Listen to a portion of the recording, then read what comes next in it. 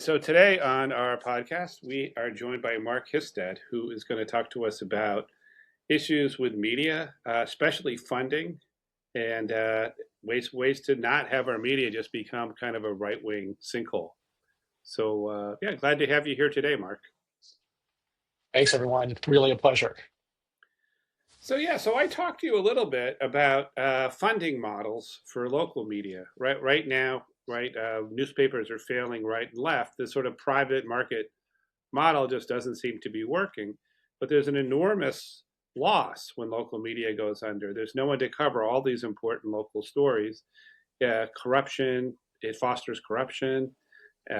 All kinds of problems are created by the loss of local media. So, yeah. So roughly, what kinds of ideas do people have for actually funding local media and not having it all go bankrupt? Yeah, 100%.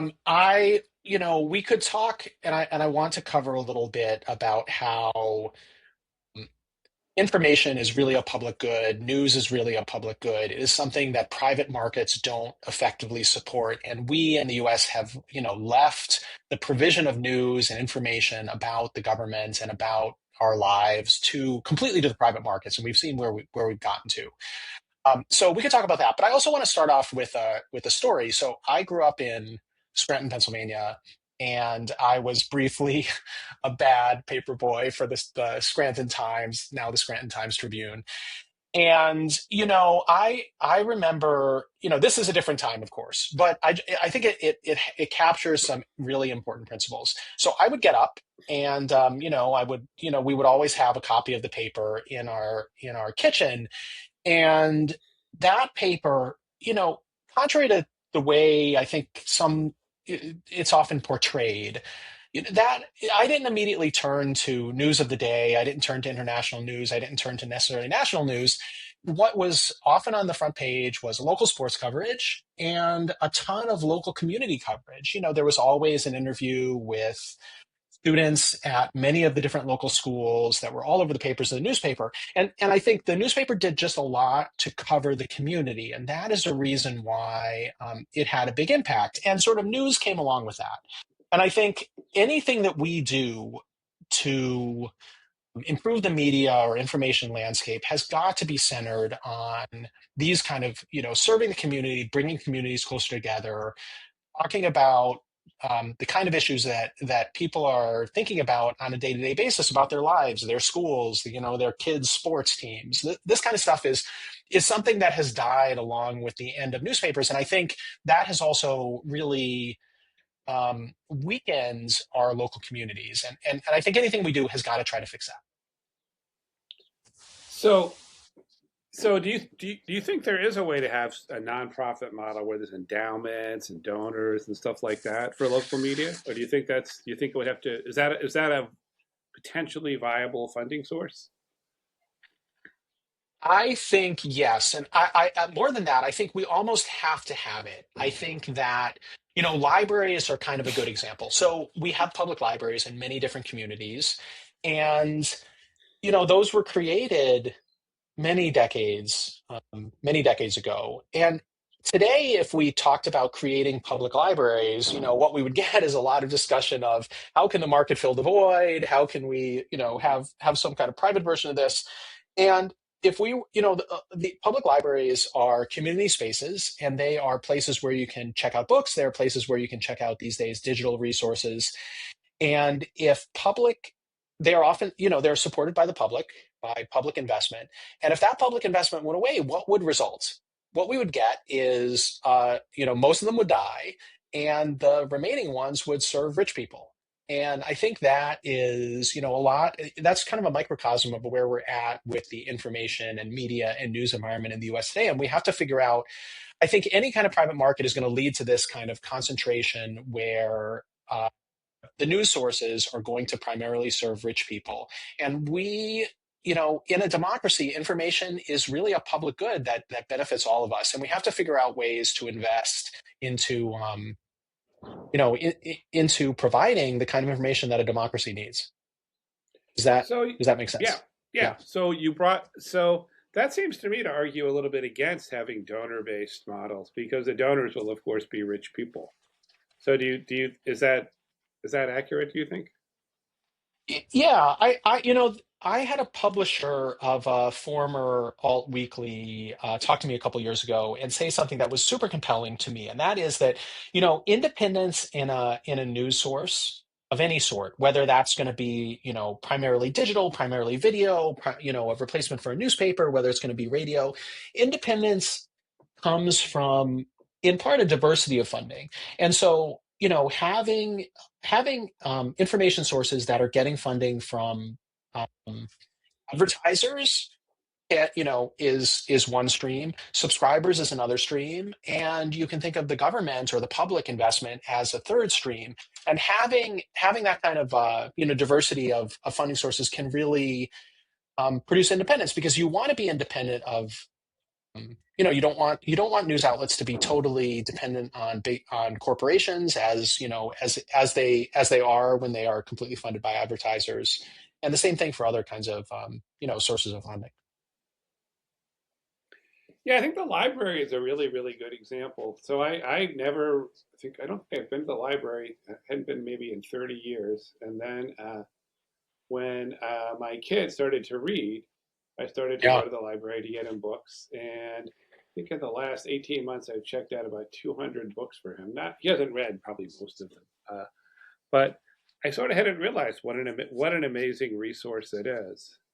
And sometimes I wonder a little bit if I don't know if people were somehow given, being exposed to media, that quality media that was publicly funded, sort of absorbing it, that they'd start to realize how valuable it actually is. It's one of those things where it's easy to not lament its absence, but when you actually see it, it really does make a very big difference.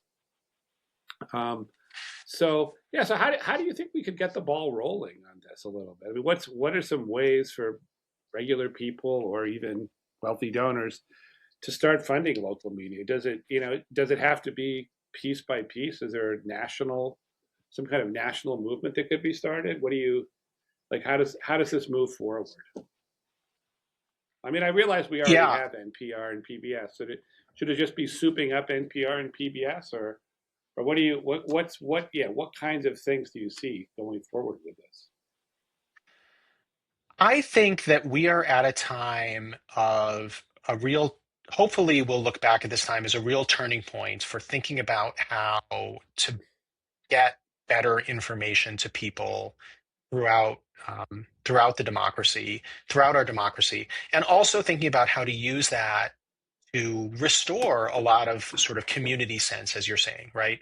In the way that libraries have, in the way that newspapers used to, many local newspapers used to. And I think we're going to look back at this time as a time of experimentation and a time where we're going to see models emerge. I would point people to the work that Rebuild Local News and Steve Waldman is doing. They are investing in a lot of different kinds of models.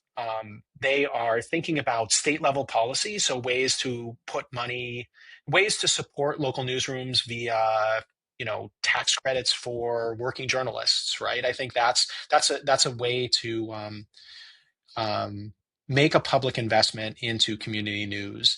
They are trying, community news trusts, where, as in New Jersey, there's a board that is based, I believe, at a university, but has representatives from many different communities.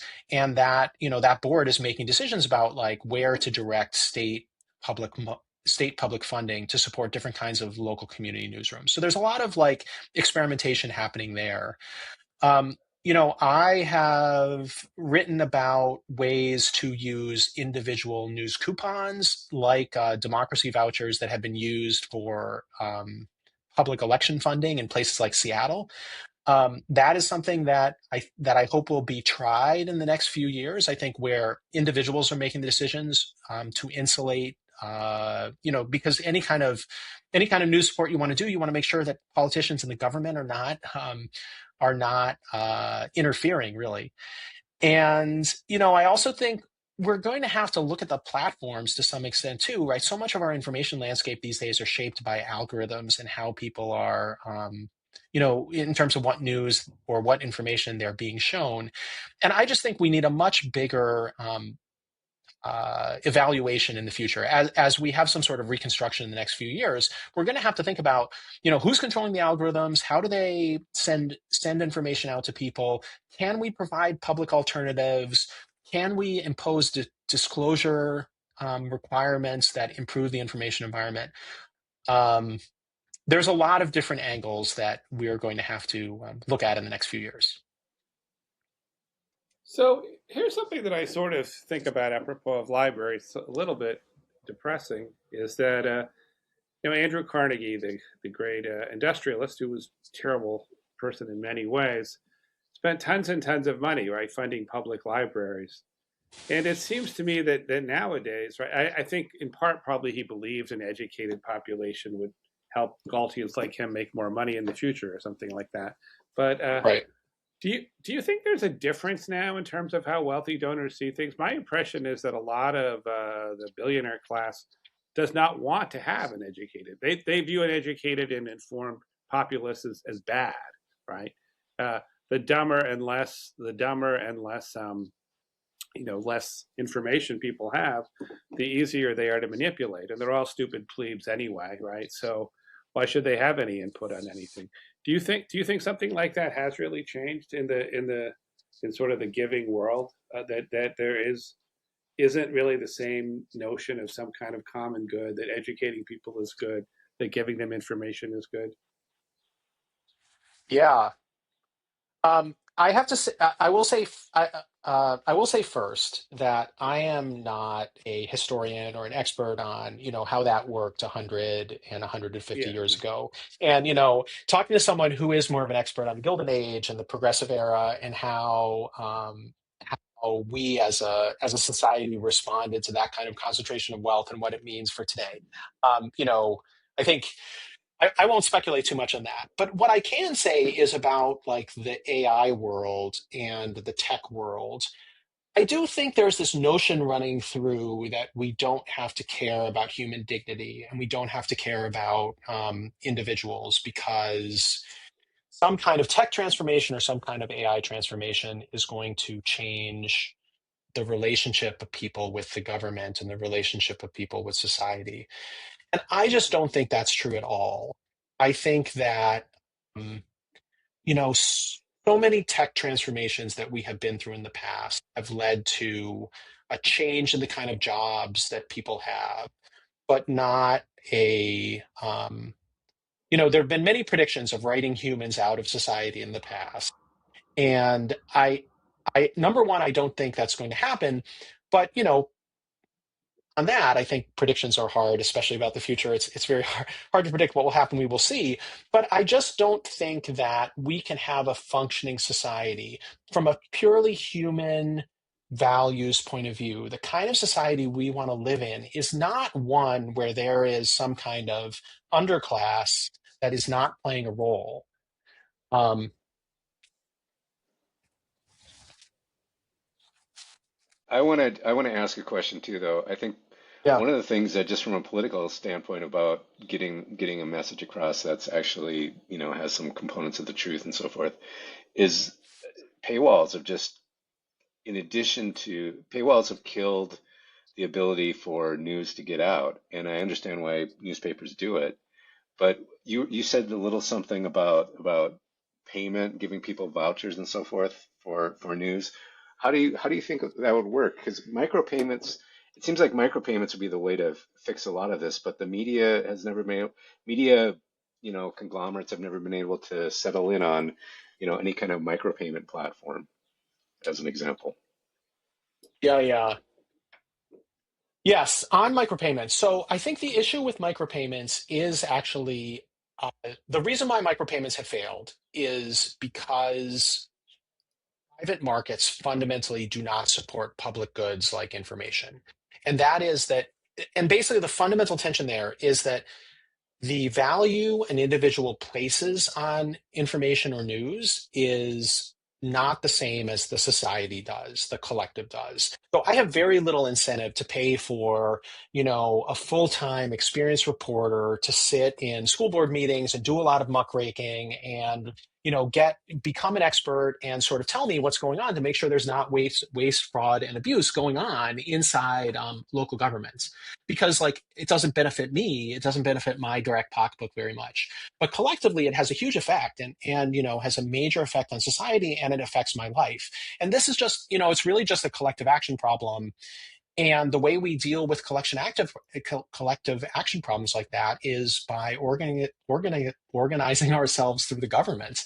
And so, I think micropayments don't work because individual value of news stories to individuals is relatively low. And the way we deal with that is via public funding. And one way to do that is to, give everyone $100 coupon that says, give this to, the news source that you find most valuable. And that can be a way to sort of get past these micropayment issues and really strengthen news outlets. Does that make sense? Yeah, it does. I think uh, that's similar to some public financing of elections concepts, right? Some way to even the playing field for public elections, give people a couple $100 in vouchers to do that. Did, do you have a take on the whole Substack phenomenon where I mean I might be cheap, well I am cheap, but $8 or $9 a month for like 20 or 30 Substacks is unsustainable for me certainly, and that seems to be the only way to get like any decent news, or not news but any decent media, intelligent, thoughtful media.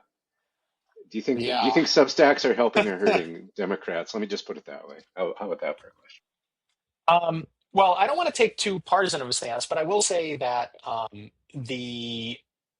there's been a great series of articles in the past 2 weeks from Mika Sifry that has analyzed the greater Substack universe with a partisan lens that is totally worth reading. I would recommend everyone take a look. Um, but I think Substack gets at two different issues, right? At least two. One is the issue of platform control and developing monopoly, and the other is this question of can we like fund the kind of news we want or need. And as for the question of like can we fund it enough, I would Brian Beutler, who has been successful on Substack, has been really great talking about this stuff. And he's written a couple columns where he has said Substack is great for me. I can come in and talk about the talk about current events, talk about where we're at, and write something every few days. But what I could not do, what Brian can't do with Substack is like spend a couple weeks doing like a deep investigative dive into local corruption or how the government works. And that is something that he has said it's going to be really hard to fund on Substack. And so I totally agree with you. I think this idea of, we're going to let 1,000 Substacks bloom, and then, investigative journalism and holding the government accountable and holding, concentrated power and corporations accountable is going to come out of that is just, it just won't. And it's for this reason of, you know, good investigative journalism is a public good that we have to find ways to support that are not just individual consumer decisions. Great. Yeah, I think I think that's a really, really important thing, that it's not that easy to, I mean, I don't, when I I was at a talk about this movie, I forget what it was. It was about the Boston Globe, breaking the story in Boston about all the priest abuse. And there Oh, was a Right, okay. right. guy there, was a really legendary reporter there. I think his name was Gary Craig, and he talked about what he did. He's broken tons and tons of amazing stories in Rochester, and like the amount of freedom he was given and the time frames that he could work on. I just don't think anybody could really do that very easily on Substack. No way. He Right. could find some story, and because of his track record, he could basically just spend a month doing nothing but working on that story. And and if he broke it, it was, the newspaper got their money's worth, right? They got a lot of they got a lot of attention. Everybody, I mean, everybody in Rochester probably heard of him. So I just don't see how you do that without something like an old fashioned newspaper. I don't think Substack can do that. It's exactly right. I think we need to figure out how to build like news institutions that are like collectives of people, not individuals. Because, also, I think Elizabeth Spires has written well on this too. Um, if you're an individual on Substack, you start writing stories about the powerful, you've got to worry about lawsuits, and you need Hmm. Yeah. expensive defamation attorneys, right? So that's another Hmm. piece of it. Could I just add one other thing about where we got cut off before on the sort of current moment and people believing that we don't necessarily need to inform the public? I just want to say you hear a lot today from the AI world, which I am, somewhat involved in and adjacent to my like scientific research on the brain kind of intersects AI in important ways. And you hear a lot from the AI world. It's going to change the world. It's a new place. We're going to, everything is going to change about society and what humans do. And I would just say it's really I see it a little differently. I think that there are actually historical analogies, and we can look back, 125 years ago. What we're seeing is that this is a new information technology that is changing the way that we consume and distribute information. It perhaps, not so different than the way radio was when it was developed, around the 1920s. And we have also had around that time, a concentration of power in very, very rich people that wanted to bend society in their direction. And when when the BBC and NPR were created, there was a lot of discussion about how rich people were going to, control access to information at that time.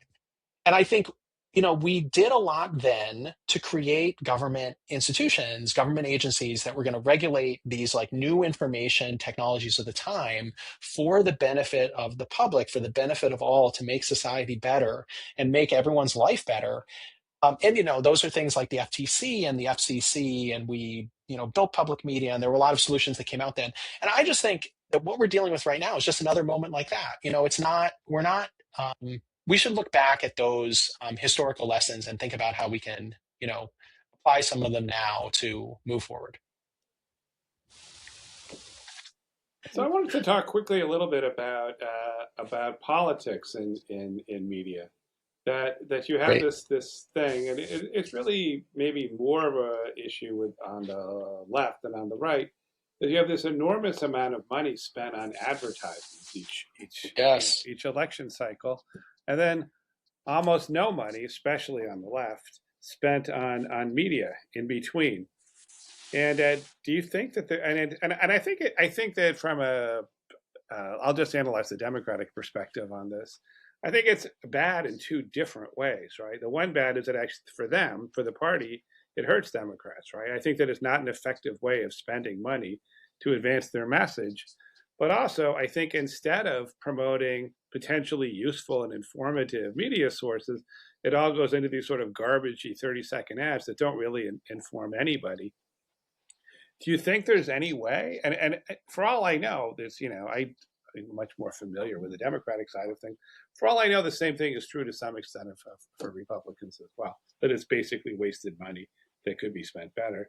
Do you think that there's any way to convince a group like the DNC, this is or the or these super PACs that support it, this is just not a good way of spending money, and they'd be better off, spending rather than having 3 months of stupid ads, having 2 years of some kind of slightly more intelligent and better articulated message?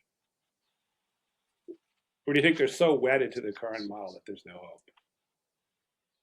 Well, no, I think you've put your finger exactly on it. I mean, I think all the TV ads too on both sides of the aisle, where does that money go? In some cases it goes to like the rare locally owned media outlet. Right. But in most cases, it's going to like Rupert Murdoch, right?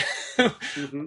And other people who are controlling really big media outlets that are not necessarily in favor of democracy, and they're not necessarily in favor of like human rights. And so it's not just that we're not building media institute. We're not finding ways to build information institutions with that money that's benefiting everyone in the long run. It's like it's actively going to causes that are harmful.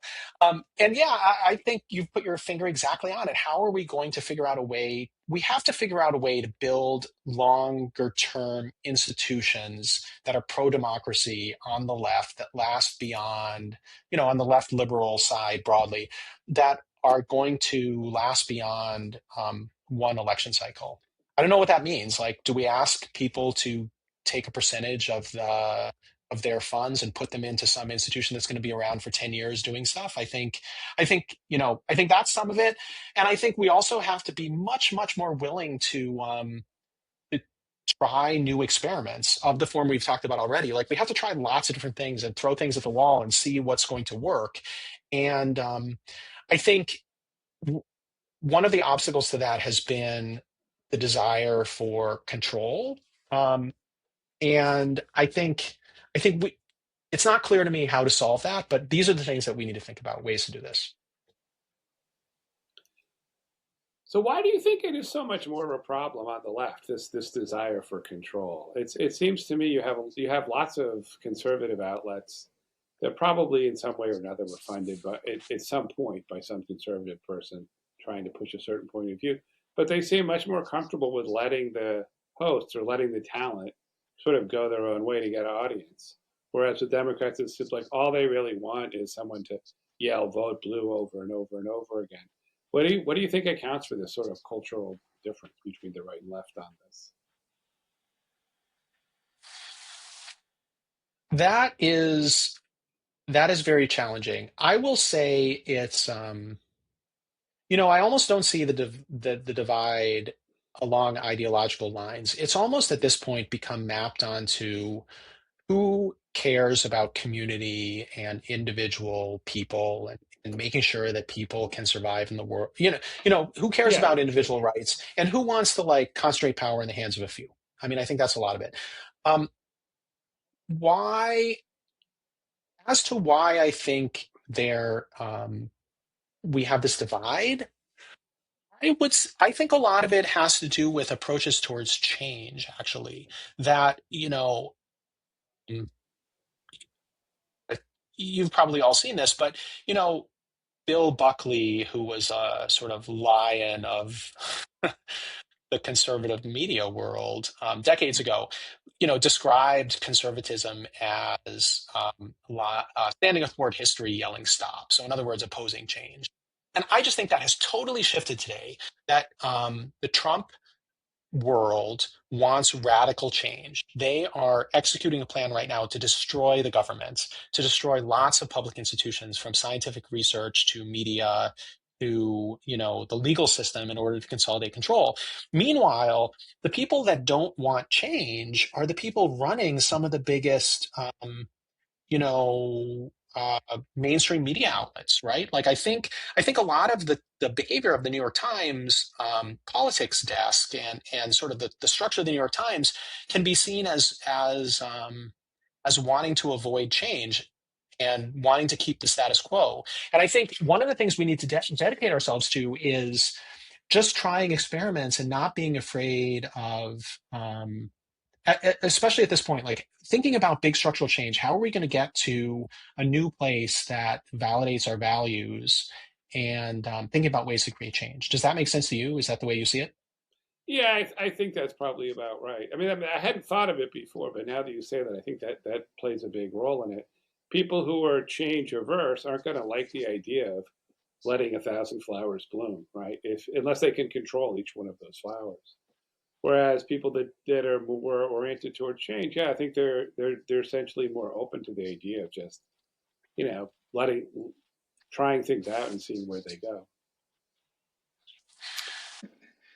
I have, Yeah. I don't know, Mark, have you followed the Cat Abel-Gazala's campaign at all? Uh, I have a bit, yes. did you, one thing that's kind of interesting is that when her campaign ended, she had I don't know, a couple 300 grand in the bank because she fundraised like crazy. But she's not stopping. She's keeping her campaign headquarters open, turning it into a mutual aid hub, and she's also starting sort of a quasi consulting. I don't want to call it a consulting firm, but like also mutual aid for other candidates in the Upper Midwest to help them with media and things like that. And her mutual aid hub includes like, food pantries, clothing, and stuff like that. I would think that some kind of local media effort would kind of dovetail into that somehow. Having, a candidate who's done but still has a couple 100 grand. I mean, they raise so much money that why not? Why not include local media in that? Have you thought about that before, or has it been on your radar? Yeah, I mean, I don't know. I have seen people raising concerns about like election law and where it ties into what the campaign has done. So I don't want to speak to that in any way.